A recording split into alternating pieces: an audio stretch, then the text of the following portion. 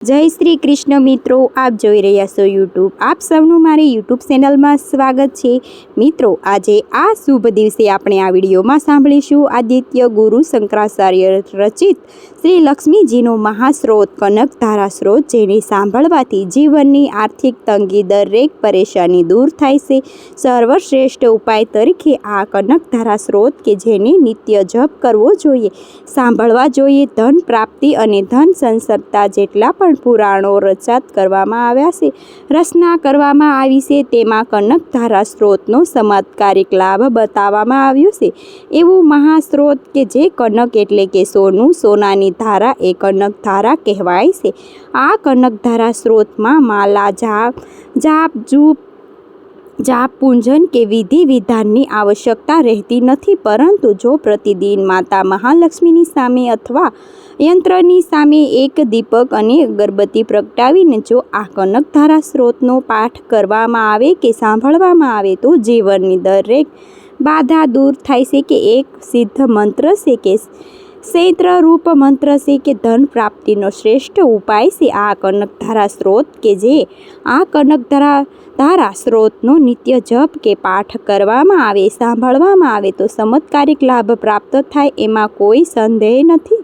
ઘણો પ્રિય એવું માતા મહાલક્ષ્મીની આ સ્ત્રોત કે શ્રવણધારા રૂપ આ સ્ત્રોત જો મનુષ્ય ત્રણેય કાળ, ત્રણેય સંધ્યાએ એટલે કે પ્રાપ્ત, મધ્ય અને સાયંકાળે પાઠ કરે, સાંભળે કે તે કુબેર સમાન ધનવાન થઈ જાય છે તથા ભાગ્યશાળી બને છે. ભાગ્યનો ઉદય થાય છે, કારણ કે સૌભાગ્ય દેનાર માતા મહાલક્ષ્મી કહેવાય છે.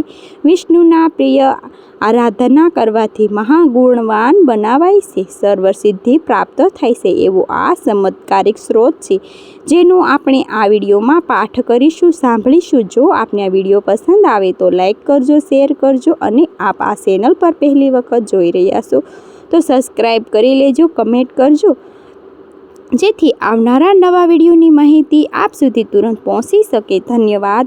મહાલક્ષ્મી વિન્હે વિષ્ણુપતિ ધીમહિ ધિયો લક્ષ્મી પ્રચોદયા. બોલો માં સૌભાગ્યવતી દેનારી મંગલકારી વિષ્ણુપ્રિયા માતા મહાલક્ષ્મીની જય. આદિત્ય ગુરુ શંકરાચાર્ય વિરસિત કનકધારા સ્ત્રોત જેમ ભમરી અર્ધકી પુષ્પોની અલંકૃત તમારા વૃક્ષોનો આશ્રય ગ્રહણ કરે છે, તેને ભગવાન વિષ્ણુના રોગમાંથી શોભાયમાન લક્ષ્મીજી કટાશ લીલા શ્રીહરિ અંગ પર અનવર પડતી રહે છે. સમસ્ત ઐશ્વર્ય, ધન, સંપત્તિ, નિવાસસ્થાન, સમસ્ત મંગલાના આદ્યશી દેવી મહાલક્ષ્મીની કટાશ લીલા મારે માટે મંગલાદાય બને. ભમરી જેવા કમળ દલ પર ઘૂમ્યા કરે તેમ ભગવાન મુરારીની મુખ કમલ તરફ જઈને લજ્જાથી પાછા આવીને સમુદ્ર તટને લક્ષ્મીજી મનોહર દ્રષ્ટિમાં મળે, અતુલ ઐશ્વર્ય પ્રદાન કરે, સમસ્ત દેવોના સ્વામી ઇન્દ્રનો વૈભવ વિલાસ આપવા સમર્થ, તેમજ મુરારી ભગવાન શ્રીહરિને અત્યંત આનંદ આપનાર, તેમજ નીલકમલ જેમનો સહોદર એવો લક્ષ્મીજીની અર્ધનિમલી દ્રષ્ટિ થોડીક ક્ષણો માટે અમારા પર સહેજ જરૂર પડે, જેની કીકી અને ભમરો કામભૂમિ થઈને અર્ધવિચલિત પલકે નેત્રથી જોવાવાળા આનંદ કંદ સચ્ચિદાનંદ ભગવાન મુકુંદને પોતાની નિકટ પામીને સહેજ તીર્ષિત થાય એવા શેષ સાહે ભગવાન વિષ્ણુની અર્ધાંગની શ્રી લક્ષ્મીજીને નેત્ર અમને અત્યંત ધન સંપત્તિ આપનાર બને. ભગવાન મધુસૂદનના કૌરવભણી વિભૂષણ બહસ્ત્ર સ્થાન ઇન્દ્રિયોમાં હરાવની જેમ સુભોષિત થનાર, તેમજ તેમના શીતમાં પણ કામ સંસાર કરનારી કમલકુંજ નિવાસની લક્ષ્મીજી કટાશોમાલા મારું મંગલ કરે.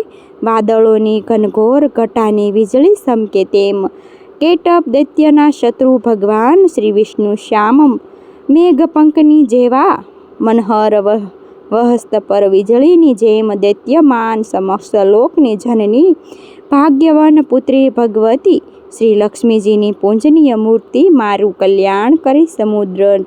સમુદ્ર તત્ય લક્ષ્મીજીની મંથર અર્ધનિમલિન સંસળ દ્રષ્ટિના પ્રભાવથી કામદેવને મંગલમૂર્તિ ભગવાન મધુસૂદન હૃદયમાં પ્રાથમિક મુખ્યથી પ્રધાન સ્થાન પ્રાપ્ત કરે. તે જ દ્રષ્ટિ અહીં મારી ઉપર પડે. ભગવાન નારાયણની પરણી લક્ષ્મીજીના નેત્રરૂપી મેઘ દયારૂપી અનુકૂળ વાયુથી પ્રેરણાએ દષ્ટકી ધામને દીર્ઘાયુ માટે દૂર હટાવીને વિશ્વાગ્રંથ અને દિન દુઃખી શાંતક જેવા મારી ઉપર ધનરૂપ ધારાની વર્ષા કરે, જેમની કૃપા દ્રષ્ટિના પ્રભાવથી વિશ્લેષ બુદ્ધિમાન મનુષ્ય અનસાયા સ્વર્ગ પદ મેળવે છે. કે કમલના લક્ષ્મીજી વિક્રમ કમલ સમાન ક્રાંતિ દ્રષ્ટિ મને મનોવાંછિક પુષ્ટિ આપે. સૃષ્ટિ કીડામાં સમયે જે ભગવતી લક્ષ્મી વાઘ દેવતા સ્વરૂપે બિરાજમાન થાય છે, પાલન કીડા સમયે ભગવાન ગરુડ ધ્વજની સુંદરી પત્ની લક્ષ્મી વૈષ્ણવી રૂપે, તેમજ પ્રલય લીલા સમયે શાકંભરી દુર્ગા અથવા ભગવાન શંકરની પ્રિય પત્ની પાર્વતી સ્વરૂપે વિદ્યમાન હોય. એ ત્રિલોક એકમાત્ર ગુરુ ભગવાન વિષ્ણુની નિત્ય યોગના પ્રેમિકા ભગવતી લક્ષ્મીને મારા નમસ્કાર. નમસ્કાર હે લક્ષ્મીજી, શુભ કર્મ ફલાદી સુતિ સ્વરૂપમાં આપને નમસ્કાર છે.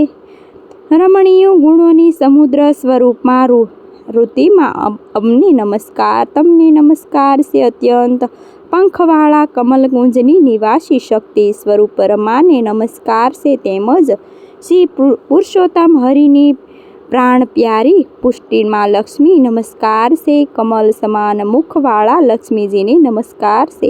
ક્ષીર સમુદ્ર ઉત્પન્ન થનારા રમાને પરિણામ છે. ચંદ્રમા અને અમૃતની સહોદરાને બહેનને નમસ્કાર છે. ભગવાન નારાયણની પ્રિય લક્ષ્મીજી નમસ્કાર છે. કમલનાશી આપના શરણોમાં કરેલી સ્તુતિ ઐશ્વર્ય આપનાર અને સમસ્ત ઇન્દ્રિયો માટે આનંદ પ્રદાન તેમજ સમાજય આપવામાં આ સમર્થ તેમજ સંપૂર્ણ પાપોને નાશ માટે ઉદય છે. હે માં, મને આપના શરણ કમળની વંદનાની શુભ તક હંમેશા મળતી રહે. જેના કૃપા કટાક્ષ માટે કરવામાં આવેલી ઉપાસના સેવક માટે સમસ્ત મનોરથની સંપત્તિઓ વિસ્તાર કરનારી છે. એ ભગવાન મુરારી હૃદય શ્રેષ્ઠની લક્ષ્મીજી મન વસન અને કાયાથી હું ભજું છું. હે ભગવતી, હે હરિવલ્લભા, હે કમલકુંજ નિવાસી, હે હસ્ત કમલ ધારણી, શ્રેષ્ઠ વસ્ત્ર ગંધમાલાની શોભતી, હે મનોજ્ઞા ત્રિભુવનને સમુદ્ર કરનારી લક્ષ્મી, મારા પર પ્રસન્ન થાવ. જિંદગી દ્વારા કનક કુંભ એટલે કે શ્રવણ કળશના મુખથી પડેલ આકાશ ગંગાના સ્વરૂપ મનોહર જળથી જેના અંગોને અભિષેક થાય છે, જે સમસ્ત લોકના આદ્યેશ્વર ભગવાન શ્રી હરિનારાયણની પત્ની ક્ષીરસાગર તનયા જગમાતા જગતમાતા ભગવતી લક્ષ્મીને હું પ્રાપ્ત કાળે નમસ્કાર કરું છું. હે કમલ નયન વલ્લભા લક્ષ્મીજી, હું દિનહીન મનુષ્યમાં અગ્નિથી હું તેની આપની કૃપાને સ્વભાવ સિદ્ધ પ્રાપ્ત હું આપની ઉપરથી કરુણા પરમ તરંગોને જેવા કટાક્ષ દ્વારા મારી તરફ દ્રષ્ટિ કરો. જે મનુષ્ય આ સ્ત્રોત દ્વારા નિત્ય વેદ્યથી સ્વરૂપમાં ત્રિભુવન જનની ભગવતી રમા લક્ષ્મીની સ્તુતિ કરે છે, જે પૃથ્વી પર મહાગુણવાન અને અત્યંત ભાગ્યશાળી હોય છે, તેમજ વિદ્યાંજોન પણ એમના મનોગત ગમ ભાવ સમજ માટે વિશેષ ઈચ્છા રાખતા હોય છે. શ્રી શંકરાચાર્ય વિચલિત આ શ્રવણધારા સ્ત્રોતને જો મનુષ્ય ત્રણેય કાળ એટલે કે પ્રાપ્ત, મધ્યન અને સાયંકાળે પાઠ કરે તો તે કુબેર સમાન ધનવાન થઈ જાય છે. શ્રી શંકરાચાર્ય વિચલિત કનકધારા સ્ત્રોત સંપૂર્ણ બોલો માતા મહાલક્ષ્મી વિષ્ણુ પ્રિય. જય મિત્રો, આપણે સાંભળ્યું કનકધારા સ્ત્રોત, જેને સાંભળવાથી સર્વે કષ્ટ પીડા અને ધન વૈભવ સૌભાગ્યવતી પ્રાપ્ત થાય છે, કુબેર સમાન ધનવાન બને છે તથા આ જગતમાં પૂંજાય છે. એ કનકધારા સ્ત્રોત જે વિષ્ણુ વલ્લભા દેવી લક્ષ્મીજીની સ્તુતિ. મને આશા છે કે આપને આ વિડીયો જરૂર પસંદ આવ્યો હશે. મને સાંભળવા માટે ધન્યવાદ. આપ સૌને મારા જય શ્રી કૃષ્ણ.